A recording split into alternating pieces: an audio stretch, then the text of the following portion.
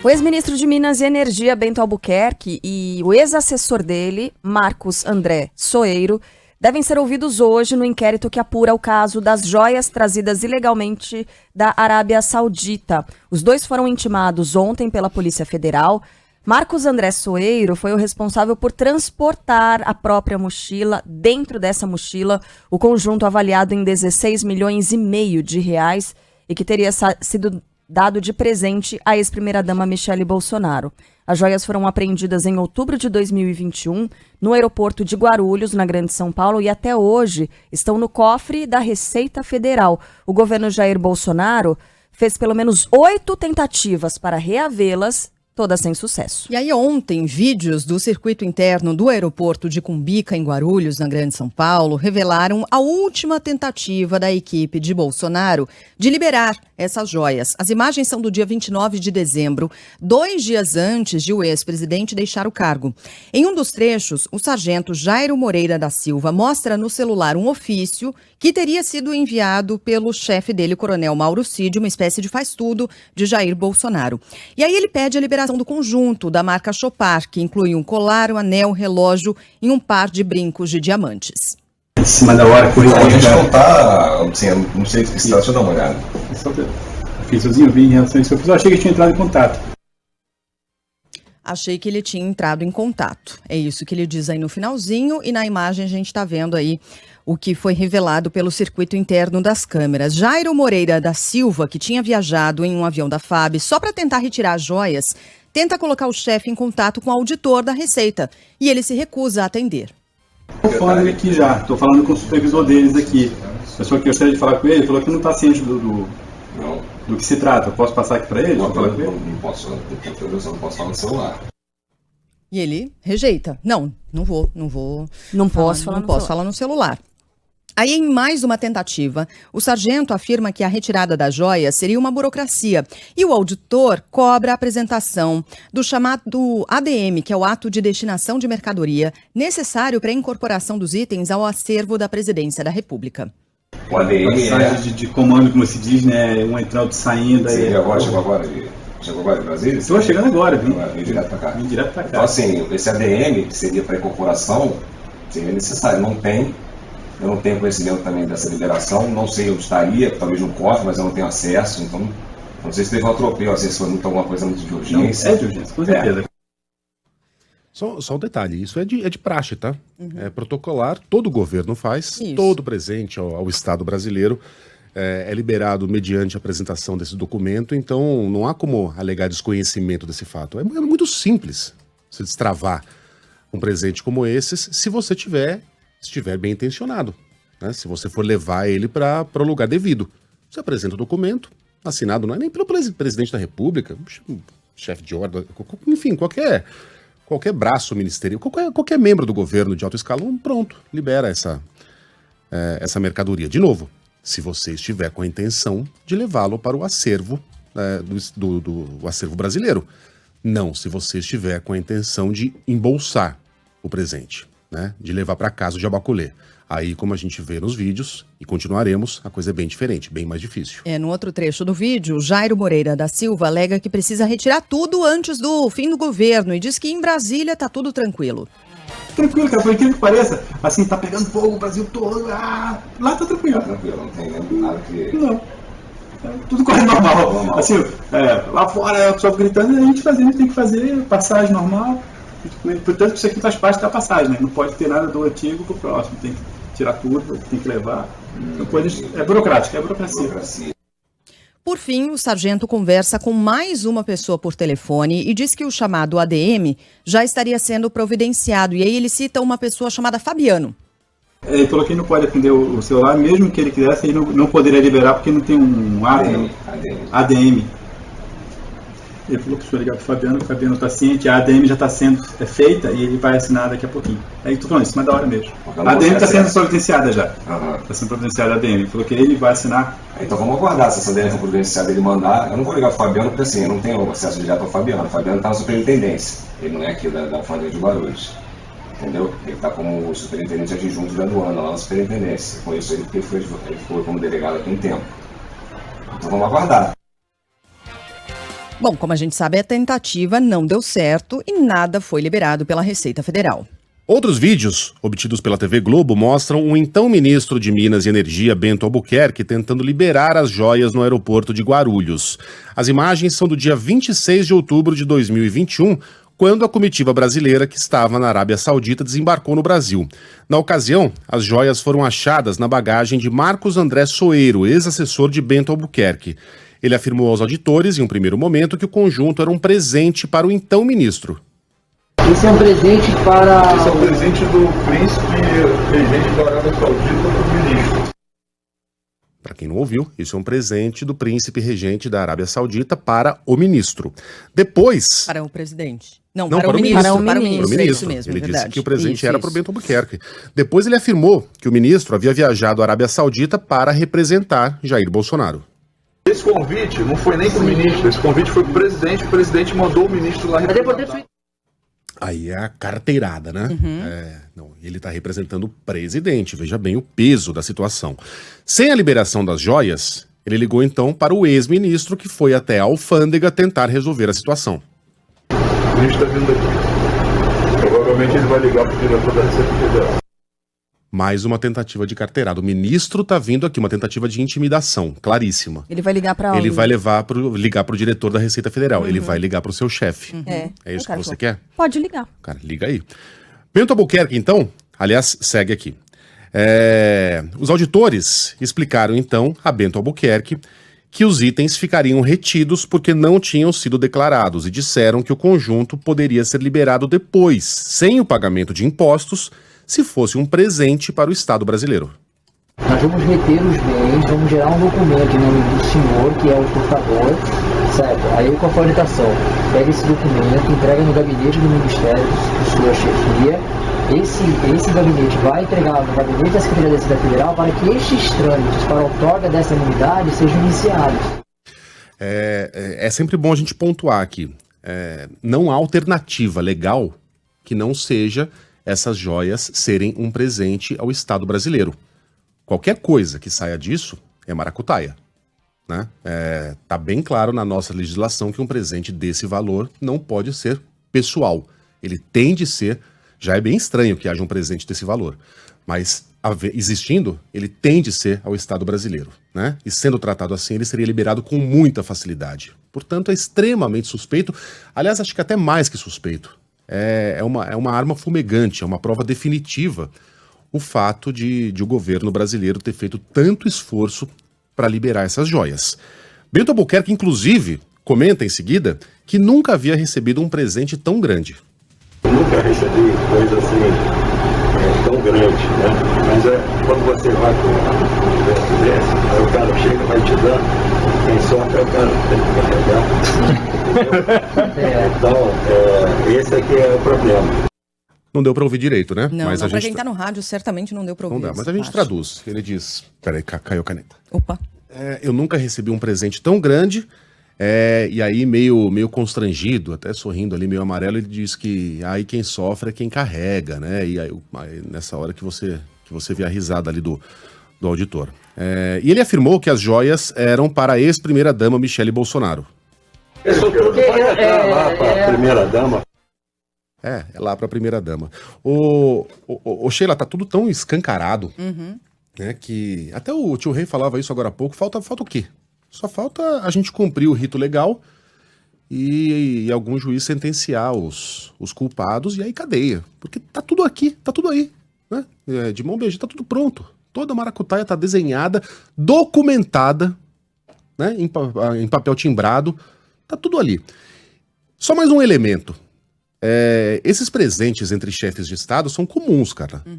Só que geralmente eles são uma demonstração, aliás, geralmente não, eles são sempre uma demonstração pública de apreço, né? Olha aqui o presente que eu tô dando pro presidente de vocês. Olha aqui a camiseta com o nome do Donald Trump do Brasil que eu tô levando para ele. Fotografias são tiradas, estampam os jornais. Olha aqui a Dilma, quando foi aos Estados Unidos, levou, entre outras coisas, uma garrafa de cachaça pro Obama. Não porque o Obama seja um bebum, mas porque naquela época o Brasil estava tentando, como conseguiu depois, transformar a cachaça em patrimônio brasileiro, para que a cachaça só pudesse ser produzida com esse nome aqui, né? Ninguém nos Estados Unidos pode produzir uma cachaça e vendê-la com esse nome. Então era um presente simbólico. É tudo feito à luz. É tudo feito à luz, né? As fotos são tiradas, tudo é documentado, a imprensa fica sabendo, até porque os presentes servem para isso, como uma demonstração, repito, pública, né? De respeito e até afeto entre países e chefes de Estado. É extremamente heterodoxo que por mais que a Arábia Saudita seja um país muito rico, né? Mas mesmo, aliás, os árabes gostam muito de presentear e gostam de exibir os presentes que dão. Isso é um traço cultural. É extremamente estranho, heterodoxo, incomum que um chefe de Estado dê um presentinho para outro presidente e para a primeira-dama e peça ao auxiliar que coloque na mala. Coloca na mala. Não, no aeroporto. Você viu que o Bento Albuquerque falou pra ele, né? Tem um presentinho aqui de 3 milhões. A gente não precisa falar nada pra ninguém, não. Ele chegou no aeroporto e entregou pra ele. Isso? Eu assinei o recibo lá, peguei, coloquei e nem vi o que era. Não é de praxe que eles sejam entregues assim. Isso não existe. Isso não existe. Por que a Arábia Saudita fez isso? Como eu disse ontem, a gente não tem como perguntar pro príncipe Mohammed bin Salman. Até porque se alguém fizer uma pergunta incômoda para ele, talvez não acorde para ver o dia seguinte. Né? É uma ditadura totalitária. Mas aqui a coisa está bem clara. E tem como a gente investigar. É o único elo que falta nessa corrente. Porque esse presente foi dado da maneira que foi dado, da maneira que foi trazida para o presidente brasileiro e para a primeira-dama. É só isso que falta a gente responder. De resto, tá tudo aí. Uma pena a Arábia Saudita não se manifestar e não trazer, né, essa informação. Na quinta-feira, ontem, né, quarta-feira, o Ministério Público junto ao TCU pediu a abertura de investigação nesse caso das joias. E a Thalita Almeida vai trazer todos os detalhes. O Ministério Público, junto ao Tribunal de Contas da União, entrou com uma representação em que pede que a Corte investigue a tentativa do governo de Jair Bolsonaro de trazer ao Brasil, ilegalmente, joias. Os objetos são avaliados em mais de 16 milhões de reais. De acordo com o MP, além dos indícios de que houve tentativa de descumprimento às regras de entradas patrimoniais no país, houve afronta aos princípios da moralidade e da impessoalidade. Na solicitação ao TCU, o subprocurador Lucas Rocha Furtado ressalta que, caso fique comprovada que houve utilização de recursos públicos para benefício pessoal, ficará evidente a sobreposição de interesses particulares ao interesse público. O pedido enviado à presidência do TCU aponta ainda que houve verdadeira extravagância ao princípio da moralidade administrativa, na tentativa de entrar ilegalmente com itens de luxo no Brasil.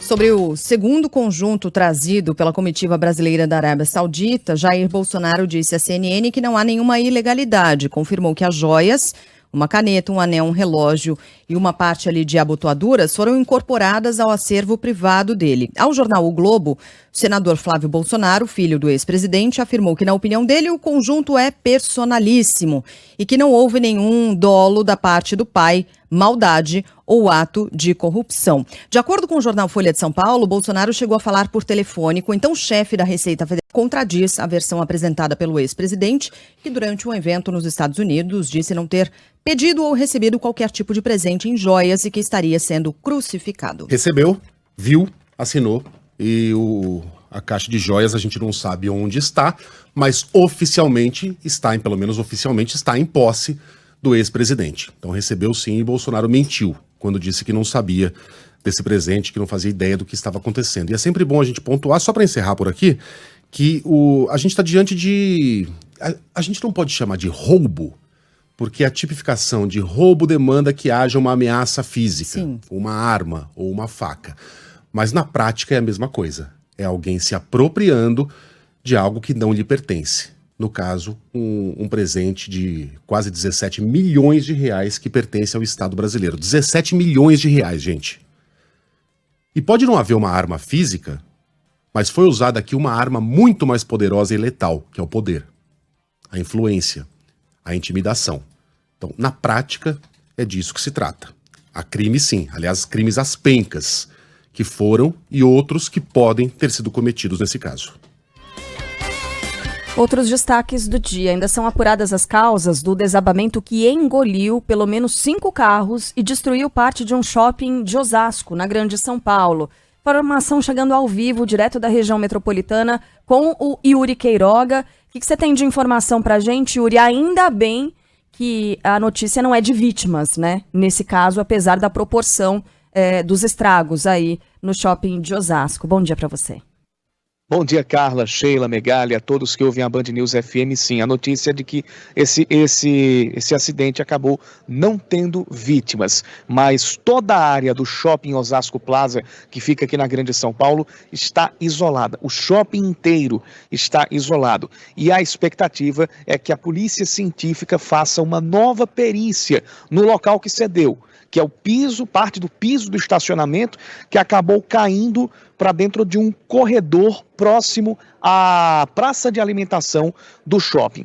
Pessoas que estavam na praça de alimentação, estavam almoçando no momento. Esse desabamento aconteceu por volta das 2:30 da tarde desta quarta-feira. E essas pessoas que foram ouvidas pela reportagem da Band News FM afirmam que já havia uma goteira, havia um gotejamento nessa região que cedeu, e sim, a região já estava isolada. Só que tudo aconteceu muito rápido, de acordo com o relato dos nossos ouvintes, e a gente vai acompanhar agora. Estava dentro do corredor do shopping quando caiu um pedaço do forro de uns 30 centímetros e um cano de água estourou. Eu fui com meu filho no banheiro, quando eu retornei, o forro começou a desabar. O teto cedeu, né, e os carros que estavam no estacionamento desceu, foi tudo lá para baixo. E tanto que na hora que caiu, foi fuligem, começou a ficar tudo branco. Tenho certeza que o estacionamento cedeu e não aguentou, né? Uma das proprietárias, ou a proprietária de um dos carros que foram engolidos por esse desabamento, disse que só soube que esse carro estava no meio dos carros que acabaram caindo para esse corredor, reconhecendo por foto. Acabou não sendo avisada, reconheceu, viu, notou a placa do carro por foto depois que tudo aconteceu. Que antes ela precisou correr para evitar que fosse atingida por eventuais escombros. O prefeito de Osasco, Rogério Lins, falou também sobre esse desabamento e disse que o alvará de funcionamento do shopping está cassado. E a polícia científica, que vai periciar novamente o local que cedeu, é uma das entidades que vão apontar se há segurança para o shopping voltar a funcionar. A gente ouve o prefeito, então, de Osasco. O alvará está cassado e o shopping está totalmente interditado, tá? Não é uma interdição parcial no local do acidente. Integralmente, com o acompanhamento da Defesa Civil e de todos os órgãos que eu já mencionei, tem uma força-tarefa e a interdição é total, até que novos laudos, foi pedido inclusive um laudo integral da estrutura do prédio, tá? Então isso está sendo acompanhado pelo CREA, São Paulo, Polícia Científica e vários outros órgãos aí que eu já mencionei. E agora pela manhã a gente ainda tem uma movimentação, ainda aqui pequena, aqui perto do shopping, mas pessoas que vão buscar o metrô, há uma estação de metrô perto aqui do shopping Osasco Plaza. E há pontos comerciais que ainda não estão abertos, ainda vão abrir talvez daqui para as 8 horas da manhã, mas algumas pessoas já passaram por aqui, a gente pôde ouvi-las e elas falaram que antes do desabamento acontecer, já havia ali algumas reclamações, principalmente em relação a essa situação de infiltrações e também da própria fachada do prédio. Foi uma reclamação também que eu ouvi de pessoas que passavam por aqui já no início dessa manhã. A gente vai ficar ainda aqui no Shopping Osasco Plaza e vai acompanhar o trabalho de perícia, né, a visita, na verdade, que é esperada para hoje aqui no Shopping Osasco Plaza, e vai trazer mais informações durante a programação. Carla. Perfeito. Yuri, obrigada pelas informações. Claro que ontem todo aquele retrospecto do que aconteceu no Osasco Plaza em 1996 veio à tona. Eu não me lembrava, 42 pessoas morreram naquela explosão. Foi terrível, foi num Dia dos Namorados. Foi no dia 11 de junho, foi véspera do Dia dos Namorados. Então estava lotado o shopping e 42 pessoas morreram à época. Dá para imaginar, então, o trauma desses moradores, das pessoas que estavam ali, porque a história fica, não tem jeito, né? As pessoas acabam se lembrando disso. Então, repetindo a informação, ainda bem, sem vítimas, esse desabamento que aconteceu no Osasco Plaza Shopping, que fica na região metropolitana de São Paulo. Aliás, também em São Paulo, foi um dia muito, muito crítico para a região metropolitana como um todo. Na capital paulista, as chuvas infelizmente deixaram pelo menos uma pessoa morta, provocaram mais de 1.000 quilômetros de congestionamento. A água subiu demais, mais de 2 metros em alguns bairros. A Bruna Baroni está aqui no estúdio e nos traz os detalhes dos estragos, dos prejuízos e dessa morte, infelizmente, de uma mulher que ficou dentro do carro não conseguiu sair e lá morreu, infelizmente, porque a água subiu muito. Bruna, bom dia para você. Bom dia a todos. Pois foi um pancadão, caos na cidade de São Paulo, em parte da região metropolitana, Osasco, Guarulhos, parte do ABC também ficaram ali debaixo d'água. Os bombeiros receberam mais de 100 chamados para quedas de árvores, 65 para enchentes e 23 para desabamentos. Uma mulher morreu depois de o carro dela ficar preso em um alagamento no bairro de Moema, na Zona Sul. Nessa região, a água chegou a atingir os 2 metros de altura. A vítima teve uma parada cardiorrespiratória. O Centro de Gerenciamento de Emergências da Prefeitura de São Paulo registrou 67 milímetros de chuva em apenas 50 minutos. Para o mês, o esperado é 177 milímetros de chuva. Em Mauá, o telhado de uma casa que fica em uma área de risco caiu, deixou 2 crianças levemente feridas. 2 córregos quase transbordaram nos bairros Ipiranga e no Campo Limpo, ambos na Zona Sul. Com tanta água, a cidade ficou parada, bateu recorde de trânsito. 1.206 quilômetros de vias congestionadas às 7 horas da noite. O rodízio foi suspenso. Quem estava na rua ficou impressionado com o transtorno. Gente do céu, o trânsito tá surreal. Desde lá do Ibirapuera, onde eu mandei a foto, sentido contrário, Zona Norte e Zona Sul, eu já tô aqui no viaduto Pedroso e tá tudo parado do outro lado. Nossa, deve estar de chorar. Beijos, Priscila. Olá, Band News. Aqui é o Paulo de Osasco. Aqui na Eliseu de Almeida, aqui tá tudo apagado o semáforo.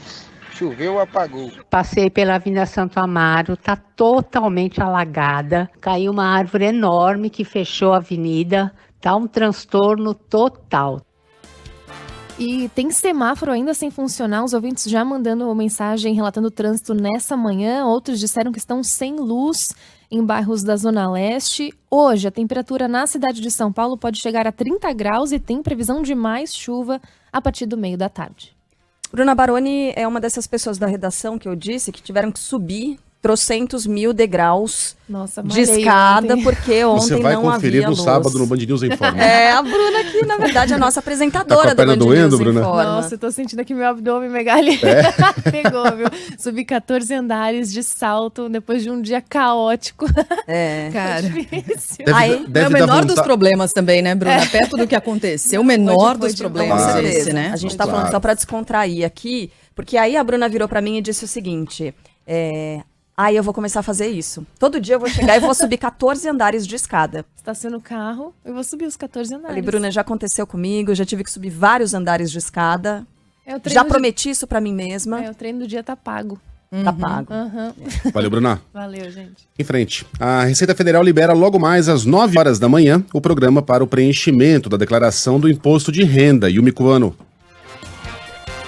O programa para a declaração do Imposto de Renda 2023 pode ser baixado hoje. Inicialmente, o programa só seria disponibilizado pela Receita Federal no dia 15 deste mês, quando começa o prazo para entrega das declarações. Segundo a Receita, a antecipação foi adotada para que os contribuintes tenham acesso às informações necessárias para a transmissão, além de evitar possíveis congestionamentos. O órgão ressalta que as funcionalidades de transmissão e a declaração pré-preenchida só estarão disponíveis no primeiro dia do prazo de entrega.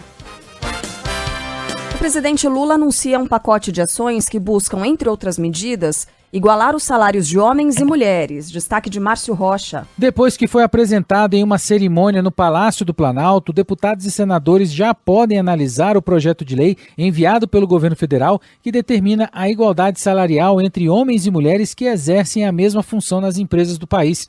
A proposta faz parte de um pacote de ações anunciadas pelo presidente Luiz Inácio Lula da Silva em comemoração ao Dia Internacional da Mulher. Segundo o governo, a ideia é que as empresas sejam mais transparentes, além de possibilitar o fortalecimento da fiscalização e do combate à discriminação salarial. A ministra do Planejamento, Simone Tebet, explicou que o texto original prevê multas para as empresas que descumprirem a equiparação salarial. O Congresso Nacional vai deliberar sobre ela. Representa, num primeiro momento, 10 vezes o maior valor pago na empresa.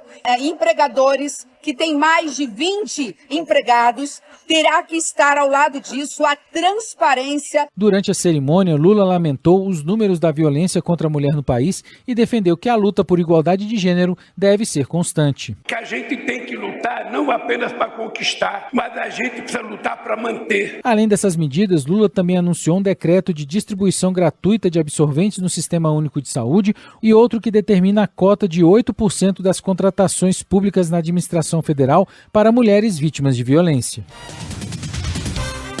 No Senado, a primeira-dama Janja da Silva foi homenageada e disse ser alvo de ataques. Natália Pazzi. A primeira-dama Janja da Silva afirma que sofre ataques à honra, é alvo de mentiras e ameaçada nas redes sociais mais do que o próprio presidente Lula. A declaração ocorreu nesta quarta-feira em cerimônia do Dia Internacional da Mulher no Senado Federal. Na ocasião, Janja recebeu o diploma Berta Lutz. A condecoração é entregue a pessoas pela contribuição relevante à defesa dos direitos e questões de gênero no Brasil. No discurso, ela também criticou a baixa representatividade feminina no Congresso Nacional. Tenho sido o principal alvo de mentiras, ataque à honra e ameaça nas redes sociais, até mais que o presidente da República.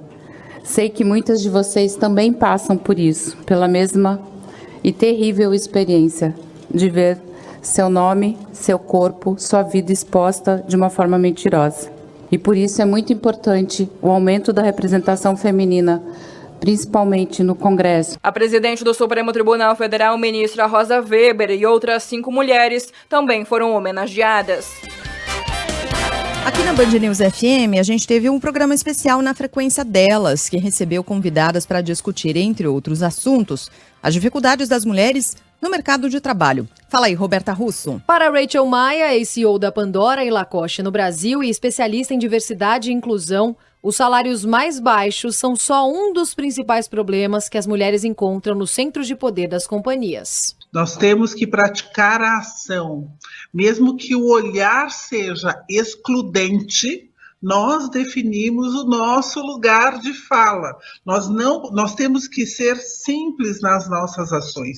Então, sim, diversas vezes, meninas, eu em reuniões, eu dava a ideia, fazia a construção da ação, o cara do meu lado repetia a mesma ideia, ele era ovacionado.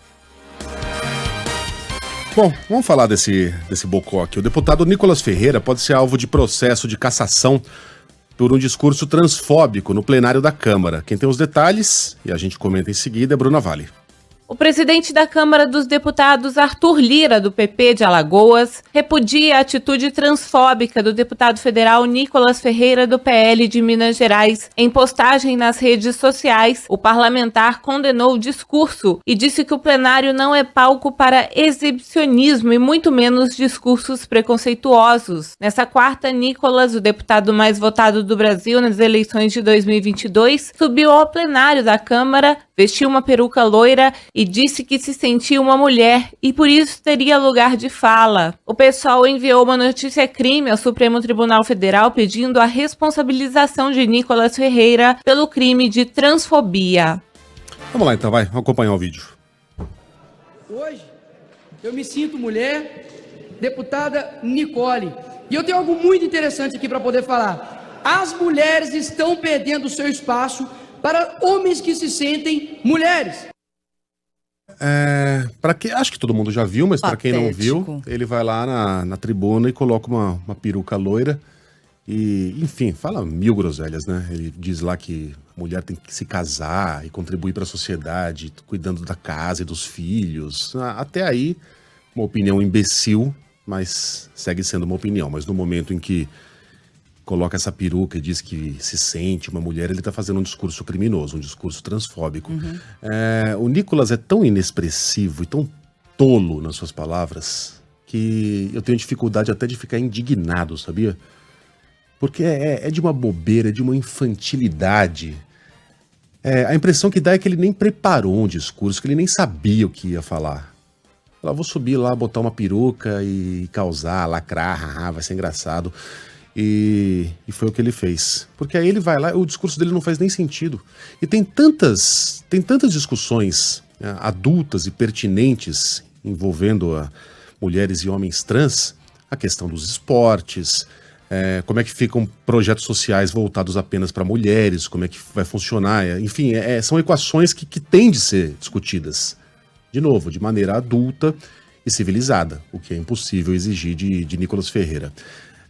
Ele, tenho certeza, se vê como um paladino contra o discurso do politicamente correto, eu falo mesmo, eu sou polêmico. Ele não é nada disso, ele é um bocó, um trouxa, um menino mimado. De novo, tão bobo que é difícil até se indignar. Mas, por outro lado, é um deputado mais votado do Brasil, o que, aliás, diz muito sobre a gente, né? Uhum. Que, aliás, desanima quando a gente pensa que mais de 1 milhão de pessoas foram lá e colocaram o número desse cara na urna. E um adulto, né? Um deputado, adulto. Age como uma criança mimada, mas é um adulto. Precisa responder por aquilo que faz. É um deputado. Se o Congresso brasileiro, infelizmente não estou otimista, mas se o Congresso brasileiro se levar minimamente a sério, vai tocar esse cara para fora, se possível hoje mesmo. Conselho de Ética tem que acordar. Ou a gente quer que o plenário da Câmara vire isso aí, um circo da lacração, com esses discursos medonhos, criminosos, tolos. Que gente, a que gente nós demos relevância nos últimos anos, pelo amor de Deus. Vou trazer um outro ponto de vista, que é o seguinte, como já diria o nosso colega Carlos Andreasa, que tinha a coluna aqui, tem método. Isso tem método. Claro, ele foi eleito para isso. Calma, por que é que eu tô dizendo isso? Comentei aqui que um amigo de Londres veio recentemente visitar o Brasil. É um jornalista, aliás, um excelente jornalista. E a gente conversou sobre política e no meio da conversa ele me perguntou: a discussão sobre as pessoas trans já chegou aqui? Falei, como assim? Ele falou, você não tá vendo o que tá acontecendo na Escócia? Aí eu vi que a primeira-ministra renunciou recentemente, né? Era uma primeira-ministra que ia colocar as discussões sobre a separação da Escócia, do Reino Unido. Ele falou, mas além disso, o que pesou muito no caso dela foi uma discussão envolvendo pessoas trans. E como você disse, o cumprimento de pena de pessoas trans que são condenadas. O que aconteceu? E aí, falando de política, os partidos progressistas e de esquerda da Escócia, do Reino Unido em geral, aliás, em todo o planeta, mas na Escócia sobretudo, eles abraçaram a causa da pessoa trans e que precisa ser defendida e que precisa ser abraçada, principalmente no Brasil, porque essas pessoas são assassinadas todos os dias, mas falando da Escócia, o que aconteceu por lá? Eles facilitaram, o governo facilitou a autoproclamação da pessoa do gênero dela. Um homem pode dizer, eu sou uma mulher e não precisa mais necessariamente de um laudo médico, e essa idade mínima baixou dos 18 para os 16 anos. Então houve uma facilitação desse acesso, né, à documentação e a pessoa fazer a transição de gênero. Claro que é algo muito benéfico para as pessoas que passam por isso e é uma dificuldade enorme e tremenda. O que é que os partidos de direita começaram a fazer? Encampar a defesa da mulher nesse sentido, dizendo que as pessoas trans estão roubando, e é exatamente o que diz o Nicolas Ferreira quando ele sobe no palco, coloca a peruca, diz, eu me sinto mulher, a pessoa trans está roubando o espaço das mulheres. É o que os partidos de direita do Reino Unido começaram a fazer, a defender as mulheres. Por quê? Resgatei aqui o que aconteceu, o histórico, o governo britânico decidiu, depois de grande repercussão, que as mulheres trans não podem cumprir pena em presídios femininos. Por quê? Um homem cometeu 2 estupros, um em 2016 e outro em 2019. Enquanto ele estava sendo julgado por esses 2 casos, ele optou pela transição de gênero e disse, agora eu sou uma mulher. Um homem, um estuprador, provavelmente um predador sexual. A partir do momento em que ele se diz trans, que ele se diz mulher, para que penitenciária ele vai? Num primeiro momento, a ideia seria que ele cumprisse pena num presídio feminino. Mas é um predador, teoricamente um predador sexual, e toda a sociedade se levantou para discutir esse tema. Até que ponto é uma discussão válida. É uma discussão super válida. Que tem de ser tratada de uma maneira responsável, civilizada e adulta. O governo britânico decidiu rever essas medidas para se facilitar a transição de gênero. O fato é que isso está sendo muito discutido na Europa. Aqui no Brasil não havia chegado. E agora, por meio de Nicolas Ferreira, desse jeito que ele fez, a coisa chegou até o Brasil. O que mostra que a direita, sobretudo a extrema-direita, ela é muito articulada em torno do planeta. Ela sabe os movimentos que estão acontecendo e ela consegue disseminar esse tipo de pensamento pelo mundo, enquanto que os partidos progressistas não. A esquerda brasileira, por exemplo, é uma ilha aqui. Quando a gente fala em algum tipo de apoio, normalmente são apoios questionáveis, como ontem a gente estava falando sobre Nicarágua, né? Então, como diria Carlos Andreasa, nesse ponto aqui, eu acho que a gente tem que enxergar com muito cuidado isso que ele fez. O Nicolas pode ser qualquer coisa, ele é um moleque, ele faz esse tipo de coisa, sempre fez, a gente não pode esperar nada mais dele, mas ele é esperto, ele tá bem assessorado, ele representa muita gente. Muito provavelmente isso não foi ideia dele, isso aí foi planejado por alguém. Tem marketing político por trás disso, tem método no que ele fez e é coisa grande. Ouça o que eu tô dizendo. Vamos seguir aqui com outros temas. Para o sul do país, depois do caso dos baianos resgatados em Bento Gonçalves, o Ministério Público e o governo do Rio Grande do Sul defendem medidas para combater o trabalho análogo à escravidão. Fala aí, Eduardo Oliveira. O Procurador-Geral do Trabalho cobrou agilidade na responsabilização dos envolvidos no caso dos trabalhadores resgatados em situação análoga à escravidão em Bento Gonçalves. José de Lima Ramos Pereira está no Rio Grande do Sul e participou de uma reunião do governo estadual para discutir ações de combate à exploração de trabalhadores. Nesta quinta-feira, o Ministério Público do Trabalho vai se reunir com as empresas envolvidas no caso e está trabalhando em um acordo com as vinícolas que contratavam o serviço da empresa terceirizada que mantinha os trabalhadores em situação degradante.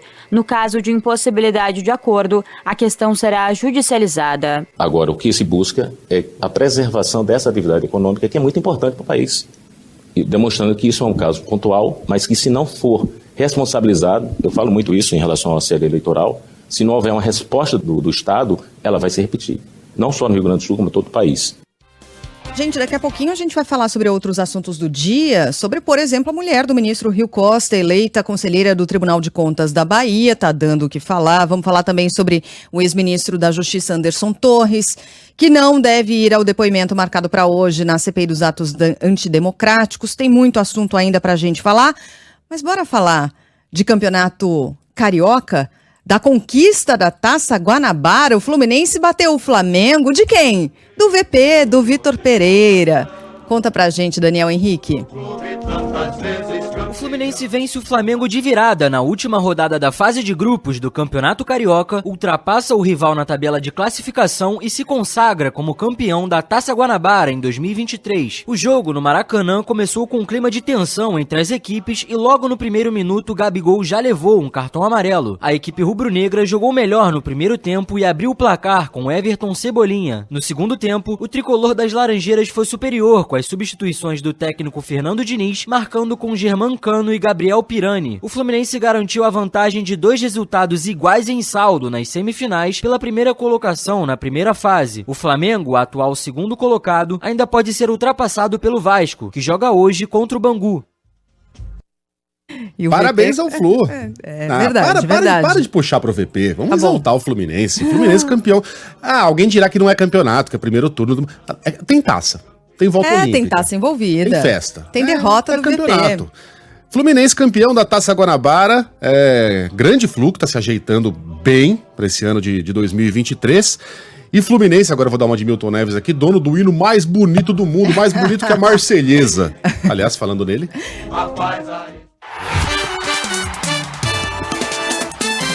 Futebol, com Milton Neves. Oferecimento Casa do Construtor, aluguel de equipamentos, ligue 0800 200 0217. Sicredi, conheça a primeira instituição financeira cooperativa do Brasil. Sicredi, gente que coopera, cresce. E Tintas Souvenir, a marca mais tradicional e querida do Brasil.